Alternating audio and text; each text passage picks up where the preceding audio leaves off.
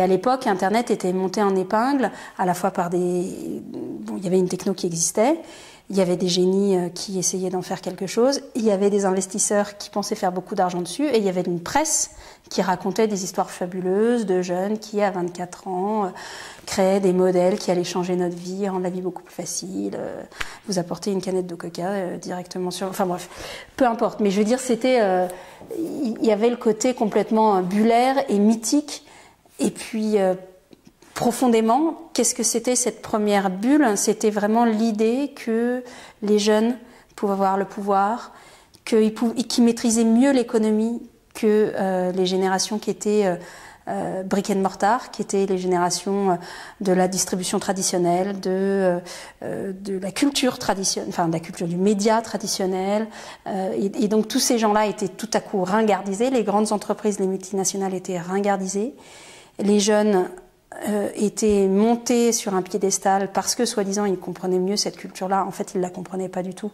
Mais ils rêvaient juste de pouvoir l'écrire. Et c'est quelque chose qui a duré le temps d'une bulle. Mais on s'est rendu compte que les outils étaient là, mais que les usages et que le marché, eh ben, il avait peut-être 10 ans d'une maturité qui n'était pas là. Je ne sais pas si les technologies vont à l'encontre du progrès. Enfin, on a des exemples tous les jours qui tentent à valider cette idée-là ou à l'invalider. Je pense que ça se négocie tous les jours et ça ne se négocie pas au niveau de la technologie en elle-même. Ça se négocie au niveau des décisions que les hommes et les femmes prennent vis-à-vis de cette technologie. Par contre, il y a quelque chose en lequel je suis absolument contre et qui vraiment m'agace. Qui est l'idée de croire que la technologie nous sauvera de tout. Et ça, c'est une espèce de diffusion d'idées très américaine, mais aussi qui est installée chez nous depuis qu'on a installé depuis les Lumières. Finalement, c'est le prolongement de cette idée-là, et on ne conçoit le progrès que technique. Du coup, s'il n'y a pas de technologie, il n'y a pas de progrès, et du coup, s'il y a de la technique, c'est forcément un progrès. Tout est faux là-dedans. La technologie n'est un progrès que si on le décide.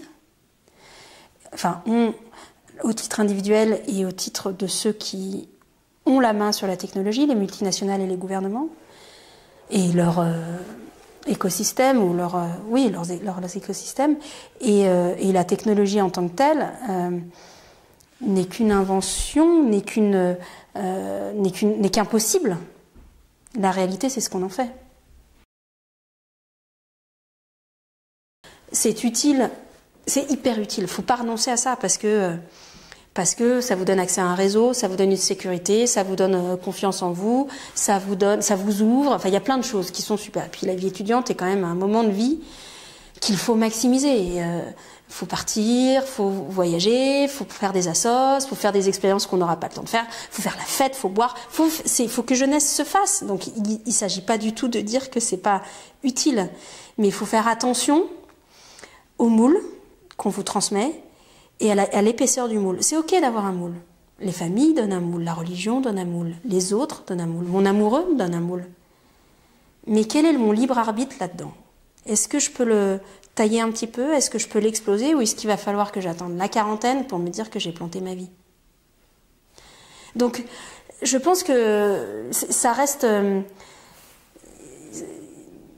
une question vraiment de société pour moi, de me dire mais comment on fait, et je me la pose d'autant plus que j'ai des enfants en bas âge, comment je fais pour qu'ils comprennent que tout est lié, que tout est dans tout, et quels sont les outils que je leur donne pour naviguer dans ce tout.